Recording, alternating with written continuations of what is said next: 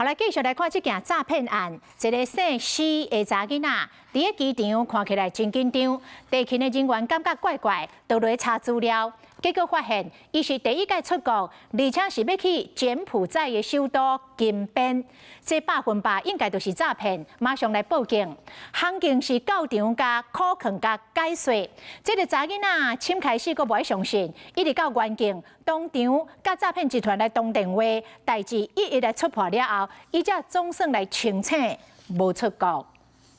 航警大动作进入到出境安检线，对伫咧穿黑衫小姐后壁，搁地勤人员进退，场面真紧张。我觉得我问你很多事情，你都没办法回答我。我觉得你有保留。航警有嘴讲甲无烂，提醒伊可能拄着诈骗，小姐嘛是半信半唔信。你今天是怎么到机场的？坐车啊。人家帮你叫的车？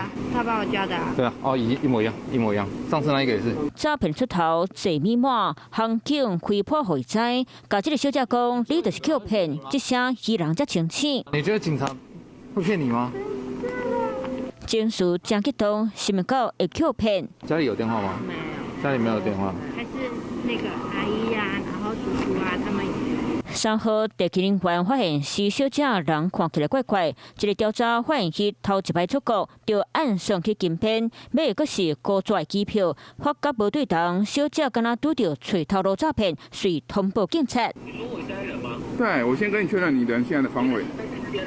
在金边哈。耐心问会跳破诈骗集团的小鬼壳，调查发现施小姐和诈骗集团的成员伫咧交朋友的软体熟识，对方讲提供机票，可以免费去金边省，先煞了解遐做工过环境，若是欢喜，就当随伫咧遮做，用真济小费甲人骗甲公公说。那我自己也想要出去玩。你知道他做什么的吗？去金边真的没什么好玩，去金边你一去，我跟你说，你的护照就直接被收走了。经劝说后，市民配合取消出国行程。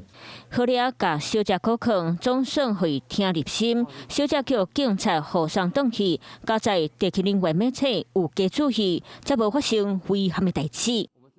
你好，我是宋彦明。想掌握最及时的新闻资讯吗？赶紧订阅、按赞、开启小铃铛，锁定华视新闻 YouTube 频道。